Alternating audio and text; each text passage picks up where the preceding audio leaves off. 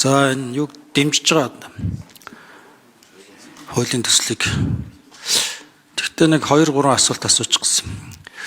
Нэгдүгээрт нь сангийн сайдаас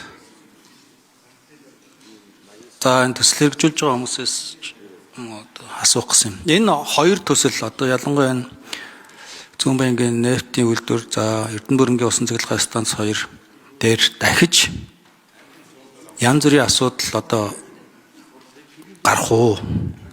Дахиад ийм болохгүй байна. Зээл нэмж авахгүй болохгүй байна.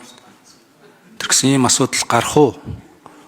Гарахгүй юу гэдэг дээр нэг хариулт өгчөөч нэгдүгээрт нь. Одоо ингээд энэс хойш одоо ямар ч асуудал байхгүй гэж яг үнэхээр хэлж чадах уу гэдгийг нэгдүгээрт асуучмаар. За хоёрт нь бол яг хуу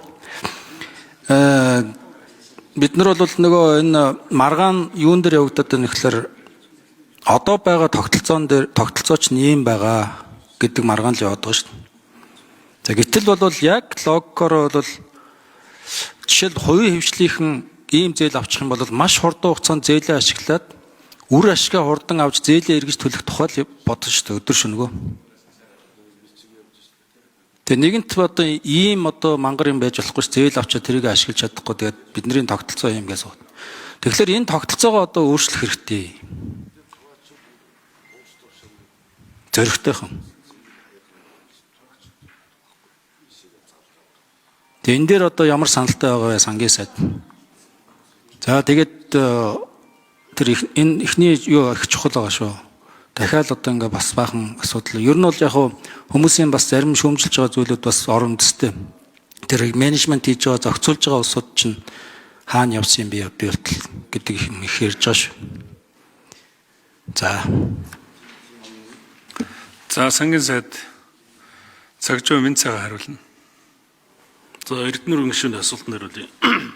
Сүүд 2025 оны 1 сард улсын хурлаар сойрхон болтсон зээлийн гэрээнд хэрвээ нэмэлт зардал гарвал Монгол улсын тал одоо Монголын тал өөрсдөө хариуцгаар заасан. Өөрөөр хэлбэл одоо бид нар нэмэлт зээл авахгүй улсын төсвийн хөрөнгө оруулалтад шийдээд явахаар заасан байна.